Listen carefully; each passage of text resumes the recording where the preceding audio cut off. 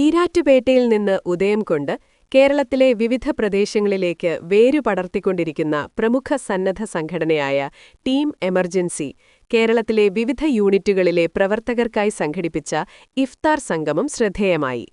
Erattupetta PTMS ഓഡിറ്റോറിയത്തിൽ നടന്ന സംഗമം Poonjar MLA advocate Sebastian Kulathunkal ഉദ്ഘാടനം ചെയ്തു. Team emergency captain Afsal KKP അധ്യക്ഷത വഹിച്ചു. General secretary advocate Muhammad Suhail Khan സ്വാഗതം പറഞ്ഞു. നഗരസഭാ ചെയർമാൻ അഡ്വക്കേറ്റ് VP നാസർ മുഖ്യപ്രഭാഷണം നടത്തി. പൂഞ്ഞാർ തെക്കേക്കര ഗ്രാമപഞ്ചായത്ത് പ്രസിഡന്റ് മിനർവ മോഹൻ, വ്യാപാരി വ്യവസായി ഏകോപന സമിതി യൂണിറ്റ് പ്രസിഡന്റ് AMA ഖാദർ, മുൻ നഗരസഭാ chairman VM Siraj, team emergency രക്ഷാധികാരി ജെയിംസ് മൂഴിയാങ്കൽ, മണിമല ടീം അംഗമായ റിട്ടയർഡ് SA പോളിൻസ്, തൃശൂർ ടീം അംഗം അഞ്ജു തുടങ്ങിയവർ ആശംസയർപ്പിച്ച് സംസാരിച്ചു. ടീം എമർജൻസിയുടെ മണിമല, തൃശൂർ, ഈരാറ്റുപേട്ട, വാഗമൺ, കാസർഗോഡ് യൂണിറ്റ് അംഗങ്ങൾ MLAയിൽ നിന്ന് ആദരവേറ്റുവാങ്ങി. നഗരസഭാ കൗൺസിലർമാർ, സാമൂഹിക സാംസ്കാരിക ജീവകാരുണ്യ രംഗത്തെ പ്രമുഖർ തുടങ്ങിയവർ സംബന്ധിച്ചു. ടീം എമർജൻസി എന്ന ഈ ഒരു ആശയം വർഷങ്ങൾക്ക് മുമ്പ് ഈരാറ്റുപേട്ടയിൽ റെസ്ക്യൂ പ്രവർത്തനങ്ങൾക്ക് നേതൃത്വം കൊടുത്തുകൊണ്ട് തുടങ്ങിവെച്ച ഈ ഒരു പ്ലാറ്റ്ഫോം ഇന്ന് ഇവിടെ മുമ്പ് സംസാരിച്ചപ്പോൾ അറിയാൻ സാധിച്ചതും അതിനു മുമ്പ് കേട്ടറിഞ്ഞതുമായ കാര്യം, തൃശ്ശൂർ ജില്ലയിലും കാസർഗോഡ് ജില്ലയിലും അടക്കം ഇന്ന് കേരളത്തിലെ ഒട്ടനവധി മേഖലകളിലേക്ക് ഈ റെസ്ക്യൂ പ്രവർത്തനത്തിൻ്റെ കൂട്ടായ്മകൾ, ഇതിൻ്റെ പ്ലാറ്റ്ഫോം വളർന്ന് പന്തലിച്ചു എന്ന് കാണുകയാണ്. തീർച്ചയായിട്ടും ഈരാറ്റുപേട്ടയിൽ നിന്നാണ് ഇതിൻ്റെ തുടക്കം എന്നതുകൊണ്ട് തന്നെ ഈ നഗരസഭയുടെ ചെയർപേഴ്സൺ എന്ന നിലയിൽ ഞാൻ ഏറെ അഭിമാനം കൊള്ളുകയാണ്.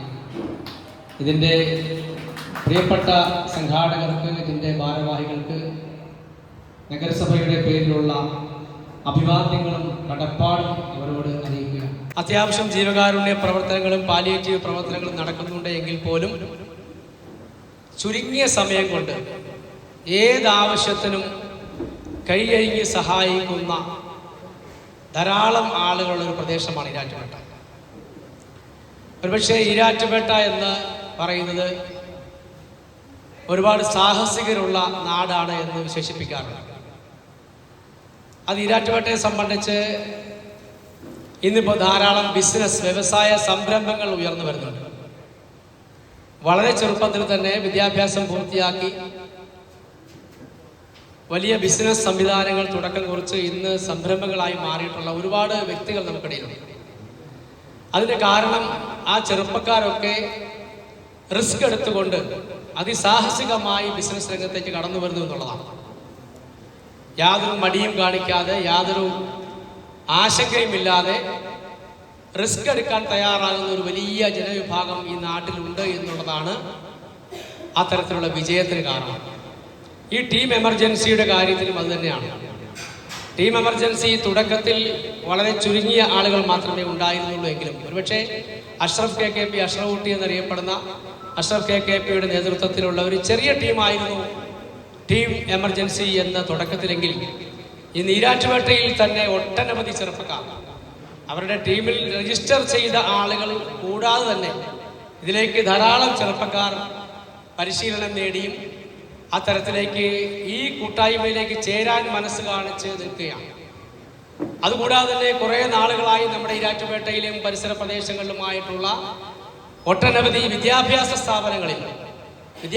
സ്ഥാപനങ്ങളിൽ വിദ്യാർത്ഥികൾക്ക് കൃത്യമായിട്ടുള്ള പരിശീലനം കൊടുത്ത് നമ്മുടെ ടീം എമർജൻസി മുന്നോട്ട് പോയിക്കൊണ്ടിരിക്കുന്നു.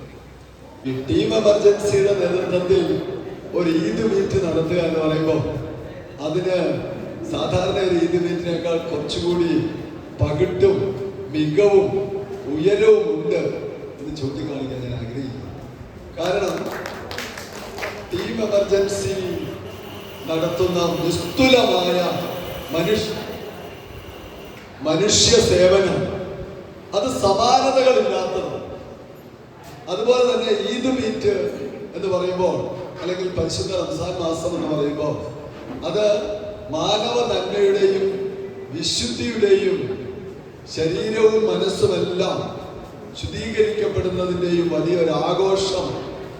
അപ്പോൾ ആ നന്മയുടെ വലിയ വിളംബരം പ്രസരിപ്പിക്കുന്ന ഒരാഘോഷവേളയിൽ ആ മനുഷ്യ നന്മയ്ക്ക് വേണ്ടി സ്വന്തം ജീവിതം തന്നെ ഒഴിഞ്ഞു വയ്ക്കാനും ആ ജീവൻ തൃണവൽക്കരിച്ചുകൊണ്ട് തന്നെ അപരന്റെ ജീവൻ രക്ഷിക്കാൻ ഇറങ്ങി പുറപ്പെടുകയും തയ്യാറാവുകയും ചെയ്യുന്ന ഒരു കൂട്ടം ആളുകൾ അത്തരമൊരു വലിയ വിശേഷണത്തിന്റെ ആചരണം നടത്തുന്നത് കൊണ്ടാണ് മറ്റ് ഈദ് മീറ്റുകളെക്കാൾ ഒരുപടി മേലെയാണ് ടീം എമർജൻസി ഈദ് മീറ്റ് നടക്കുമ്പോൾ അതിന്റെ പ്രസക്തി ചൂണ്ടിക്കാണിക്കാൻ ഞാൻ ആഗ്രഹിക്കുന്നു.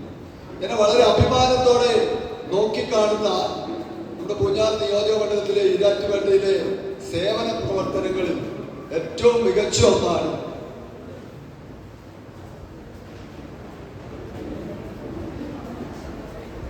ഏറ്റവും അഭിമാനത്തോടെ നോക്കിക്കാണുന്ന ഒന്നാണ് ഇവിടുത്തെ ഈ ജീവൻ രക്ഷാ പ്രവർത്തനങ്ങൾ, ജീവകാരുണ്യ പ്രവർത്തനം. അതിൽ ടീം എമർജൻസിയുടെ പങ്ക് എന്ന് പറയുന്നത് കേരളം ഒന്നാകെ ശ്രദ്ധിക്കുന്നത്. ഈ ടീം എമർജൻസി രൂപീകരിച്ച നാൾ മുതൽ അതിന്റെ രക്ഷാധികാരിയായി പ്രവർത്തിക്കുക എന്നൊരു ചുമതല ഞാൻ ഏറ്റെടുത്തിട്ടുണ്ട്.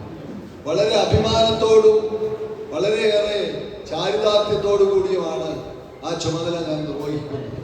പ്രത്യേകിച്ച് നമ്മുടെ വയനാട് ദുരന്തവുമൊക്കെയായി ബന്ധപ്പെട്ട് ടീം എമർജൻസിയുടെ സേവനങ്ങൾ നമ്മുടെ നാട് തന്നെ, കേരളം ഒട്ടാകെ അംഗീകരിക്കപ്പെടുകയും നമ്മുടെ ഗവൺമെന്റ് തന്നെ അത് റെക്കഗ്നൈസ് ചെയ്യുകയും ചെയ്തു. പിന്നെ മറ്റൊട്ടേറെ രംഗങ്ങൾ വൈകിയ വേളയിൽ അത് ഓരോന്നും എടുത്തെടുത്ത് പറഞ്ഞ് ഞാൻ വിശേഷിപ്പിക്കുന്നു. ഈ ടീം എമർജൻസിയുടെ പ്രവർത്തനങ്ങളുടെ ആ മഹിമ കൊണ്ടാണ്, മഹത്വം കൊണ്ടാണ് മണിമലയിലും വെള്ളാവൂരും തൃശ്ശൂരും അതുപോലെ തന്നെ കടുവയിലെ കാസർഗോഡ്, വാഗമണ്ണ് അടക്കം ഒട്ടേറെ സ്ഥലങ്ങളിൽ ഇന്ന് ഈ ടീം എമർജൻസിയുടെ എക്സ്റ്റൻഷനുകൾ അഥവാ അതിൻ്റെ പ്രവർത്തനം വിപുലീകരിച്ച് വിവിധ പ്രദേശങ്ങളിൽ അവിടെ നിന്നുള്ള സന്നദ്ധ പ്രവർത്തകർ ഈ ബാനറിന്റെ കീഴിലേക്ക് കടന്നു വരാനായിട്ട് സന്നദ്ധമായി. അതുകൊണ്ട് തന്നെ മനുഷ്യ നന്മയെ കരുതി അപകട രംഗങ്ങളില്, പ്രകൃതി ദുരന്തങ്ങളില് ഒക്കെ ഇടയാകുന്ന വേളകളില് ഇത്തരം സന്നദ്ധ സംഘടനകൾ നാടിന് ഏറ്റവും ആവശ്യമാണ്. നമുക്കറിയാം, പലപ്പോഴും നമ്മുടെ ഔദ്യോഗിക സംവിധാനങ്ങൾ, പോലീസും ഫയർഫോഴ്സും നാവികസേനയും അടക്കമുള്ള നമ്മുടെ നാടിൻ്റെ ഒഫീഷ്യൽ സംവിധാനങ്ങൾ പരാജയപ്പെടുന്നിടത്ത് പോലും ടീം എമർജൻസി വിജയിക്കുന്നു എന്നുള്ളത് അവരുടെ പ്രവർത്തനത്തിൻ്റെ മികവിൻ്റെ ഒരു സാക്ഷ്യപത്രമാണ്.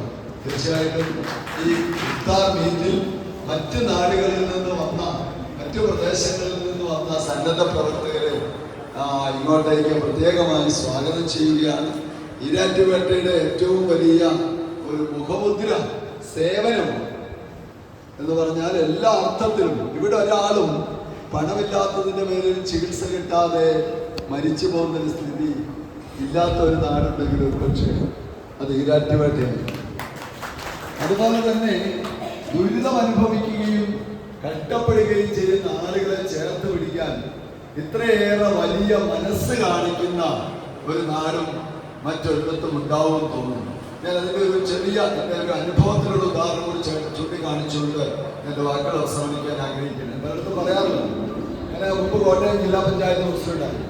ആ അവസരത്തിൽ 2018-19 കാലഘട്ടത്തിൽ ഒരു വലിയ പ്രളയം നമ്മുടെ നാടിനെ ഗ്രസിച്ചു. ആ പ്രളയം കൂടുതലും ബാധിച്ചത് മലബാർ മേഖലകളെ, വടക്കൻ മേഖലകളെ.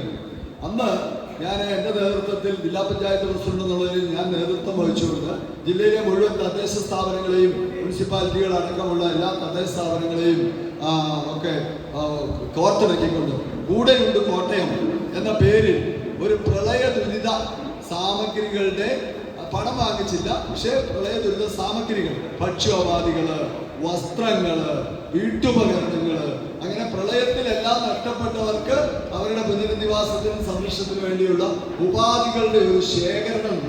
അത് ഓരോ തദ്ദേശ സ്ഥാപനത്തിൽ നിന്നും പ്രത്യേകമാണ് നടത്തിയത്.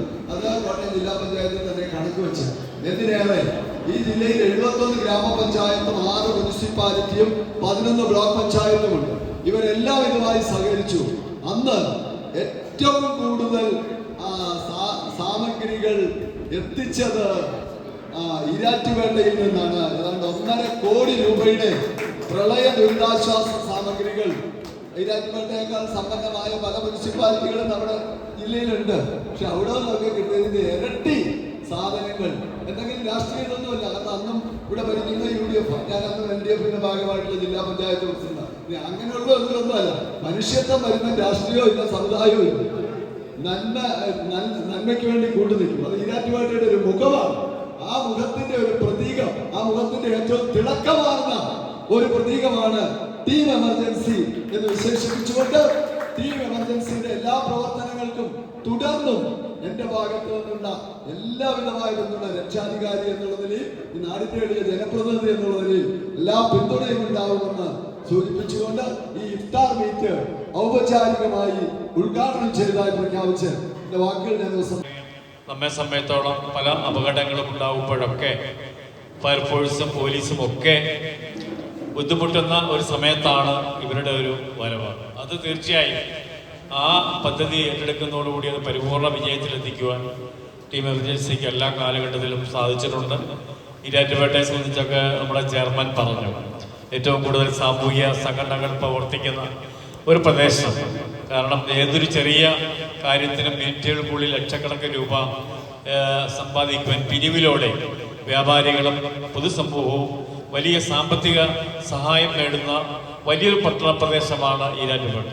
വളരെ സത്യസന്ധമായി കച്ചവടം ചെയ്യുന്ന ആളുകളും വളരെ നല്ല രീതിയിൽ മാന്യമായ രീതി, പ്രത്യേകിച്ച് നമ്മുടെ ഈ കാലത്ത് ഏറ്റവും മതേതര കാഴ്ചപ്പാട്, കാരണം സെക്കുലറായി ജീവിക്കുന്നവരാണ് ഈരാറ്റുപേട്ടക്കാരെന്ന് നമുക്ക് പല സമയത്തും പല പരിപാടികളിൽ കൂടി നമുക്ക് മനസ്സിലായിട്ടുണ്ട്.